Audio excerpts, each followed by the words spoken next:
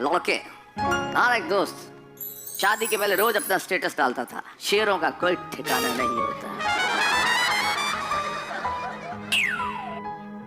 वो होता नहीं होता भाई, शेरों का कोई ठिकाना नहीं होता। शादी हो गई, मैंने एक दिन वीडियो कॉल किया तो भाभी जी बोले कि नहीं वीडियो पे नहीं आ सकते हैं ना।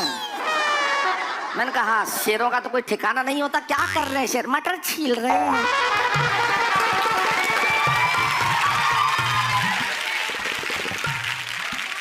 होता है जिंदगी में, हो जाता है ऐसा। जैसे मोहब्बत होती है तो हो जाती है, उसमें क्या दिक्कत है। एक लड़का क्लास में लेट आया तो टीचर ने पूछा कहाँ थे इतनी देर? अच्छा सच बोलें कि ऐसे फेंक दें? सच बोला। अपनी गर्लफ्रेंड को उसके कॉलेज छोड़ने गए थे। अब टीचर बोले शर्म नहीं आती सब काम करते भाई, ये सब कुछ नहीं चलेगा। दी खींच के बदतमीज, कल से सब कुछ नहीं, टाइम पे आना। ठीक है, अपनी बेटी को खुद ही छोड़ देना फिर।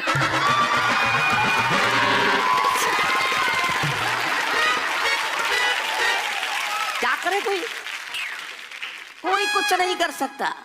यहाँ किसी को कुछ कहो तो अगला तैयार बैठा है सामने। जैसे एक युवा भिखारी, क्लास होती है, युवा होता है, फिर अधेड़ होता है, फिर बुजुर्ग होता है, भिखारियों की भी क्लास होती है।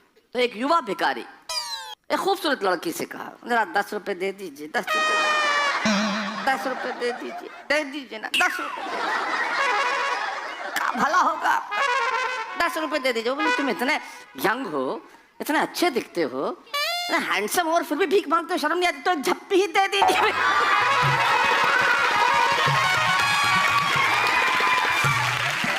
आप लोग जो इतना हंस रहे हो ना, अगर शादी हुई होती तो पता चलता। हाँ, मेरी हुई है। अब कैसे हुई यही बस मैं बताना चाहता हूँ।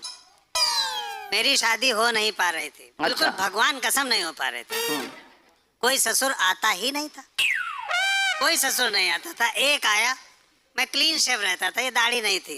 एक आया, हमको देखा और चल दिया। पिताजी ने कहा भाई साहब आप क्यों जा रहे हैं? बोला इससे कौन शादी करेगा, ये तो बच्चा है। मैं बड़ा क्यूट टाइप का हैंडसम हूँ तो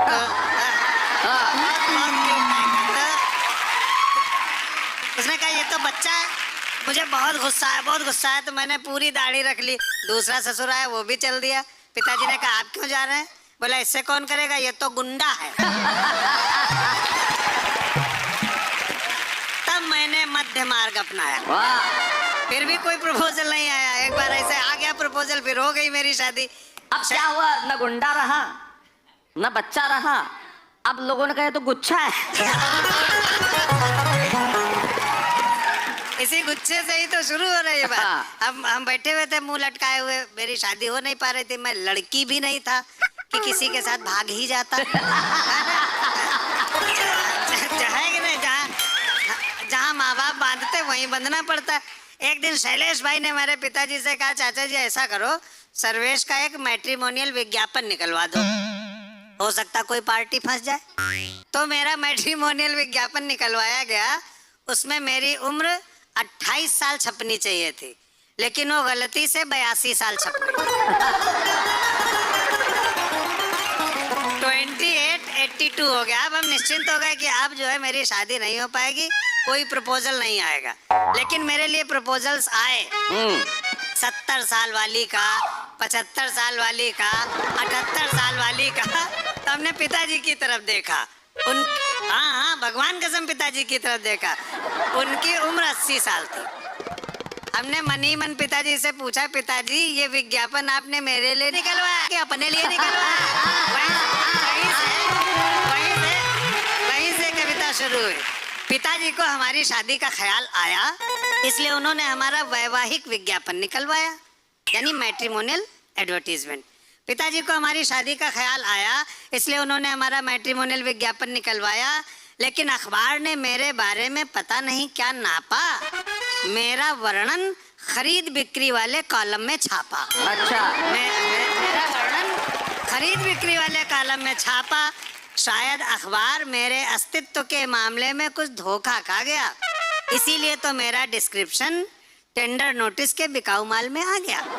इसीलिए तो मेरा डिस्क्रिप्शन टेंडर नोटिस के बिकाऊ माल में आ गया। अब मुझे खरीदने के लिए टेंडर्स आने लगे, अपने अपने जोर आजमाने लगे। एक में था माल कितना पुराना है। मुझे खुद ये टेंडर पढ़ के हंसी आ रही थी। एक में था माल कितना पुराना है, दूसरे में था क्या जहां है जैसा है वहीं से उठाना है। एक में था माल कितना पुराना है, दूसरे में था क्या जहां है जैसा वहीं से उठाना है, तीसरा पूछ रहा था मशीनरी की क्या कंडीशन है।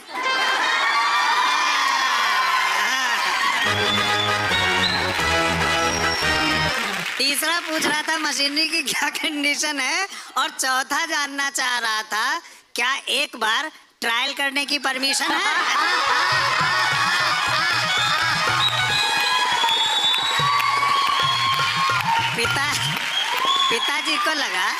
पिताजी को लगा मामला तो संगीन होता जा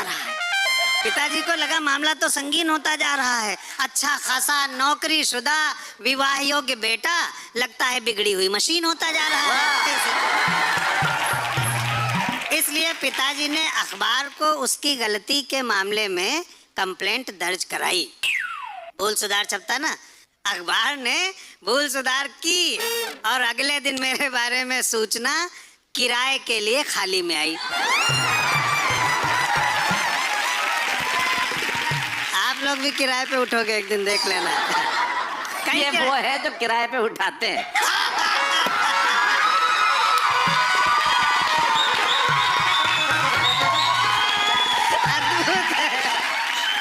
अब बस ये नहीं पता सिक्योरिटी कितनी जमा करवाते हैं। कई किराएदार आए, कुछ तो साथ में एडवांस तक लाए। एक किराएदार से पिताजी ने पूछा, हुजूर कौन है आप? वो बोला, एक गरीब लड़की का मजबूर बाप। आपने सूचना निकाली है कि आपका नौकरीशुदा बेटा किराए के लिए खाली है। हालांकि मैं आपको मुंह मांगी रकम कभी नहीं दे पाऊंगा, लेकिन वादा करता हूं कि अपना घर द्वार बेचकर कम से कम 1-2 साल के लिए किराए पर अवश्य ले पाऊंगा। आप मुझे हताश मत कीजिएगा, कविता खत्म होना चाहती है। आप मुझे हताश मत कीजिएगा, इस बेटी के बाप को निराश मत कीजिएगा, क्योंकि इससे मेरा कल्याण हो जाएगा और भले 1-2 साल के लिए ही सही, पर एक बेटी को सुहाग तो मिल जाएगा। वाह वाह वाह। तो भाइयों बहनों, ये जो मैं आपको हंसता मुस्कुराता खिलखिलाता स्माइल मैन दिख रहा हूँ, असलियत ये है कि मैं एक दहेज लोभी बाप का बेटा हूँ और हर साल किराए पर बिक रहा हूँ। Thank you so much, thank you, नमस्कार दोस्तों।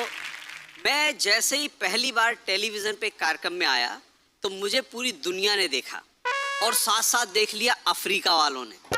वो देखते ही बोले, यार ये तो अपने जैसा दिखता है, ये गलती से हिंदुस्तान पहुंच गया। उन्होंने वहाँ एक कार्यक्रम रख लिया। जब मैं वहाँ पहुँचा तो आयोजक मुझे देख के बोला, यार एक चीज बताओ, आपकी आंखें देख के लग रहा आप चीनी हो, बाल देख के लग रहा नेपाली हो, कलर से अफ्रीका वाले लग रहे हो और भाषा से हिंदुस्तानी लग रहे हो, आखिर आप हो क्या? अपन हिंदुस्तान के आदमी किसी की बात कभी खाली नहीं जाने देते। मैंने कहा आपको अभी भी समझ में नहीं आया, संयुक्त राष्ट्र संघ मैं ही हूँ।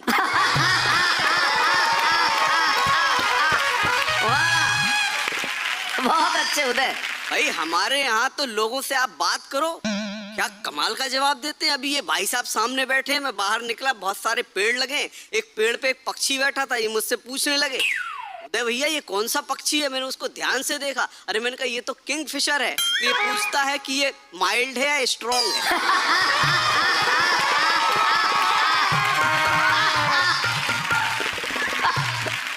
अच्छा, बात माइल्ड स्ट्रॉन्ग की आई है तो मैं आपको एक बात बता दूं, ये ऐसी अनोखी चीज है कि इसके वश में कोई भी आ जाता है। मैंने देखा एक बार एक मछली मार रहा था बैठ के, दोपहर हो गई, उसने देखा उसका चारा खत्म हो गया, बोला यार अभी तो आधा दिन बाकी है, करूंगा क्या? तो उसने देखा वहीं बाजू में एक सांप एक मेंढक को दबाए बैठा है। उसने उसको पकड़ा, उसका मेंढक छीना, उसके पीसेस किए, कांटे में फंसाया और मस्त मछली मारने लगा। फिर उसको ध्यान आया कि यार मैंने तो इसका खाना छीन लिया, तो उसने अपनी बोतल निकाली, उसको खोला उसमें से एक ढक्कन भरा और उस सांप के मुंह में डाल दिया कि भाई मैंने तेरा खाना लिया, तू एक पैक पी और मस्त रहे। अब ये अपनी मछली मार रहा था। एक 10 मिनट बाद इसको एहसास हुआ कि इसके पैर में कुछ टच हो रहा है। तो इसने देखा ये क्या है। उसने नीचे देखा, इस बार वो सांप 2 मेंढक दबा के लाया था मुंह में।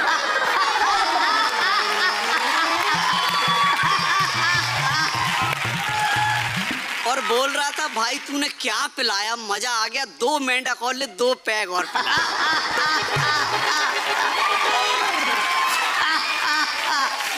ये तो भैया क्या बात है, ये इसका शौक तो सभी को है। ये मेंढक क्या कोई कुछ भी ले आए, चाहे सरपेश हो या सर्वेश हो चाहिए सभी को। भाई मैंने कहा इसका असर सब पे होता है, सब इसके वश में आ जाते हैं। तो इस तरह की बातें तो मैं पहले भी करता आया हूँ, लेकिन आज मैं आपको एक अपना नया रूप दिखाता हूँ। दिखाओ उदय। मेरे सारे दाग तू जाने, तेरे सारे दाग में जानू, कुछ भी नहीं छुपा हम तुम में, अपना तो है एक हरम, ना तुम्हें शर्म, ना तुम्हें शर्म, ना तुम्हें शर्म, ना तुम्हें शर्म। कि कभी छीनते दाल इनकी, कभी छीनते प्याज इनकी, और अपने ही खोटे कर्मों से हमने फोड़ा इनका करम। हाय हाय, ना तुम्हें शर्म, ना हमें शर्म।